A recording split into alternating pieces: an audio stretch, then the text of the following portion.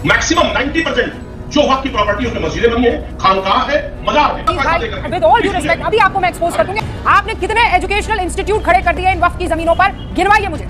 आपने कितने अस्पताल खड़े कर दिए इन वक्फ की जमीनों पर, मुझे गिनवाइए। आपने कितनी यूनिवर्सिटीज खड़ी कर दी, आप मुझे गिनवाइए। आपने कितनी मासूम लड़कियों को एजुकेशन दे दी, मुझे गिनाइए। आपने कितनी बेवा औरतों के पेट को भर दिया, मुझे गिनाइए। आपने कितने नौजवानों को स्किल्ड कर दिया इस वक्त की जमीन की कमाई से, मुझे गिनाइए। और गिना देंगे अजीज भाई तो मैं ये दफ्तर छोड़कर चली जाऊंगी और कहूंगी अजीज भाई आप जो आप कहेंगे मैं करने को तैयार हूं। बाहर घूमने जा रहे हैं, अपने बच्चों को बाहर पढ़ा रहे हैं, बड़े बड़े ओहदों पर बैठे हुए हैं और गरीब मुसलमान आज भी गरीब है। नहीं अब समाज की बात है इसलिए हम सब सारी बातें सुनेंगे। अब सवाल आके आप ही का समाज है क्या? हिंदुस्तान में और कोई समाज नहीं है? आपके समाज में खून बोला देंगे, आप बाकी समाज में कच्चा करेंगे और आपका समाज आपका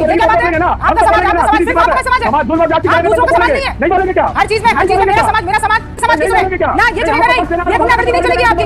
वक्फ में मैं आपको बोल रही हूँ बहुत से ऐसे मुसलमान हैं। आप जाइए, खुदा हाफिज, खुदा हाफिज, जाइए। हेलो दोस्तों, आपका स्वागत है हमारी एक और न्यूज डिबेट रिएक्शन वीडियो में। दोस्तों अभी हाल ही में लोकसभा और राज्यसभा में जेपीसी की रिपोर्ट पेश की गई। वक्फ बोर्ड पर आज की डिबेट इसी मुद्दे पर होने वाली, जिसमें दोस्तों रूबिका लियाकत ने दानिश कुरैशी को आज की इस डिबेट वीडियो के अंदर बहुत ही बुरी तरह से लताड़ लगाते हुए दिखाई देने वाली। और इसी वजह से दोस्तों आज की इस डिबेट वीडियो के अंदर AIM के प्रवक्ता दानिश कुरैशी डिबेट छोड़कर भाग खड़े हों। दोस्तों वीडियो काफी धमाकेदार होने वाला है, इसलिए वीडियो को एंड तक जरूर से देख के जाइएगा। चैनल पर अगर नए तो चैनल को सब्सक्राइब और वीडियो को लाइक भी जरूर से करिएगा। तो चलिए वीडियो को शुरू करते हैं।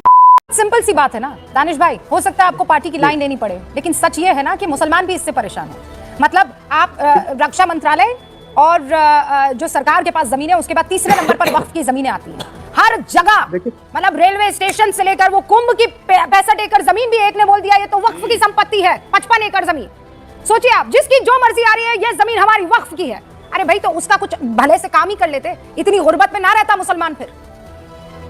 देखिए रूबिका जी, सबसे पहले मेरी बात सुनिए कि देश में जितनी भी जमीन है वो तमाम पूरे देश की है, ना डिफेंस की है, ना मुसलमान की है, ना वक्फ की है, ना सरकार की है। उसके बाद सारे विभाजन है कि ये इसकी है वो उसकी।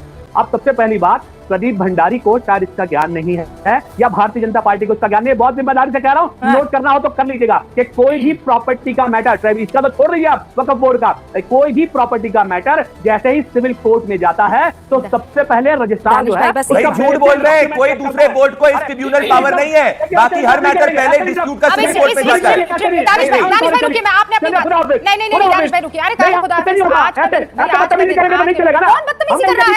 कौन बदतमीजी कर रहा है? कहां बदतमीजी हो रही है? आप क्यों इतना ये विक्टिम कार्ड मत खेलिए ना दानिश भाई, ये मत कीजिए। नहीं विक्टिम कार्ड, आप पूरी बात करने के बाद आप कह रहे हैं नहीं, एक सेकंड रुक जाइए, एक सेकंड, 10 सेकंड पर धमका कर दानिश भाई, मोहब्बत में मांगिए। आपको 10 सेकंड नहीं, मैं आपको पूरा 30 सेकंड दे दूंगी बात रखने का मौका, लेकिन ऐसे सवाल आती है अब नहीं अब समाज की बात है इसलिए हम सब सारी बातें सुनेंगे। अब सवाल आके यहाँ खड़ा है, समाज है क्या हिंदुस्तान में? और कोई समाज नहीं है? बिल्कुल हमारा, आपके समाज में हम खून बोला देंगे, हाँ बाकी के समाज पे कब्जा कर लेंगे। और आपका समाज, अरे ये क्या बात है? आपका समाज सिर्फ आपका समाज है, समाज जुल्म जाति आप दूसरों का समाज नहीं है। नहीं बोलेंगे क्या? हर चीज में मेरा समाज। अरे हिंदुस्तान में बहुत 3600 समाज है, 3600 समाज की ना सुने, बस एक आपके समाज की सुने ना, ये चलेगा नहीं, ये गुंडागर्दी नहीं चलेगी आपकी। वक्फ में मैं आपको बोल रही हूँ बहुत से ऐसे मुसलमान हैं। आप जाइए, खुदा हाफिज, खुदा हाफिज, जाइए। ये क्या बात हुई हमारे समाज का? अरे बाकियों के समाज वाले भी आज शिकायत कर रहे हैं कि नहीं कर रहे हैं कि हमारी प्रॉपर्टी पर आपने कब्जा कर लिया है? और अगर मान लीजिए कोर्ट में चला जाएगा मसला तो क्या बखेरा खड़ा हो जाएगा? सैयद रिजवान, किस बात का डर है भाई? कोर्ट ही में तो जा रहा है।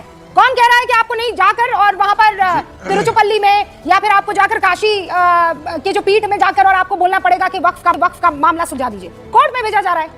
मैं जानना चाह रहा हूं समून कासमी साहब से, विद्वान है, कि खानकाह, मस्जिद और मजार यही तो है ना, यही तो वक्फ की प्रॉपर्टी है। मैक्सिमम 90% जो वक्फ की प्रॉपर्टी है उसमें मस्जिदें बनी है, खानकाह है, मजार है।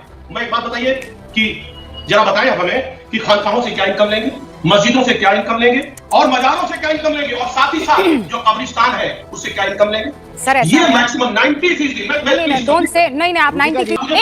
एक सेकंड अजीज भाई प्लीज, लॉजिकल इस लिहाज से देखिए, रेलवे की संपत्ति और सेना की संपत्ति और मतलब लैंड पर और उसके बाद तीसरे नंबर पर आती है वक्फ की संपत्ति। आप ये कह रहे हैं कि इस पूरे देश में मस्जिदें और मज़ारें बाकी सारी जमीन से ज्यादा हो जाती हैं? मतलब सब जगह पर यही फैला हुआ है।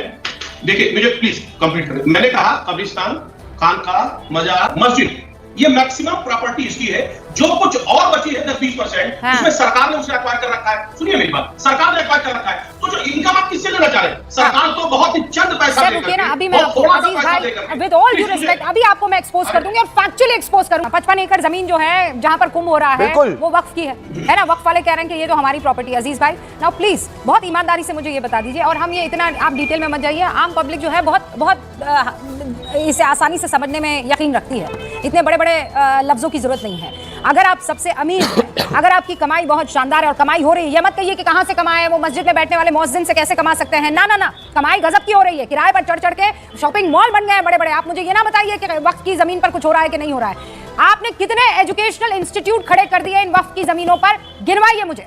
आपने कितने अस्पताल खड़े कर दिए इन वक्फ की जमीनों पर, मुझे गिनवाइए। आपने कितनी यूनिवर्सिटीज खड़ी कर दी, आप मुझे गिनवाइए। आपने कितनी मासूम लड़कियों को एजुकेशन दे दी, मुझे गिनाइए। आपने कितनी बेवा औरतों के पेट को भर दिया, मुझे गिनाइए। आपने कितने नौजवानों को स्किल्ड कर दिया इस वक्त की जमीन की कमाई से, मुझे गिनाइए। और गिना देंगे अजीज भाई तो मैं ये दफ्तर छोड़कर चली जाऊंगी और कहूंगी अजीज भाई आप जो आप कहेंगे मैं करने को तैयार हूं। देखिए रूबिका जी, ये जो सरकार बिल में अमेंड करने जा रही है, ये यूनिवर्सिटी बनवाएगी, ये हॉस्पिटल बनवाएगी, ये समाज की भलाई आप सरकार की बात मत कीजिए, पहले मुझे बताइए इतने सालों से 1947 से वक्फ का ना पहले मुझे बताइए वक्फ ने आज तक मुसलमानों के लिए किया क्या? प्लीज ना अजीज भाई पहले मुझे बताइए वक्फ ने एक गरीब मुसलमान के लिए किया क्या, मुझे ये बताइए। कितनों के पेट भर दिए इन वक्फ की जमीनों वालों ने? अपने आलीशान मकान बनाए, बड़ी बड़ी गाड़ियां खरीदी है, बाहर घूमने जा रहे हैं, अपने बच्चों को बाहर पढ़ा रहे हैं, बड़े बड़े ओहदों पर बैठे हुए हैं, और गरीब मुसलमान आज भी गरीब है और उसको आप लोग गुमराह कर रहे हैं। अब आप बोल चुके, अपना भड़ास निकाल ले तो मैं फिर बात करूंगा। मुझे मैं चैलेंज दे रही हूँ आपको, बड़ी बात कह रही हूँ। आप मुझे बस गिना दीजिए एक यूनिवर्सिटी, आप गिना दीजिए मुझे एक बड़ा अस्पताल।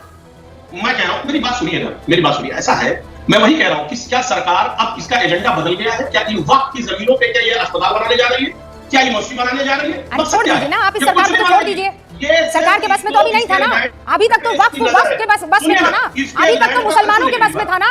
रुकिए आप, मैं कह रही हूँ आप मोदी पर भरोसा मत कीजिए अजीज भाई। अभी कब्जा करने की आप बात कर रहे हैं ना कि ये लोग कब्जा कर लेंगे, अब तक तो आप लोगों का कब्जा था ना। आपने क्या किया मुसलमानों के लिए इतने सालों में वक्फ की जमीन पर कब्जा किए हुए, ये बता दीजिए मुझे। आप छोड़ दीजिए कि ये क्या करेंगे, मैं चलिए इन पर भरोसा नहीं करता सर। एक गैर मुस्लिम नहीं था वक्फ में सर, और ना है अभी। जब मुसलमानों ने दान दिया, मुसलमानों ने उस चीज को अपने हैंडओवर कर दिया प्रॉपर्टी को, तो उसके मालिक मुसलमान होंगे ना, उसमें गैर मुस्लिम कहां से आ जाएगा? वो क्यों आखिर शामिल होगा? और अगर कोई मुसलमान नहीं है, सुनिए प्रॉब्लम तो यह है कि आप सिर्फ मुसलमानों की जमीनों पर कब्जा नहीं कर रहे हैं ना, आप तो हिंदुओं की जमीनों पर भी कब्जा कर रहे हैं। आप फिर जो है क्रिश्चियंस की जमीनों पर कब्जा कर रहे हैं, आप पूरे के पूरे गांव पर कब्जा कर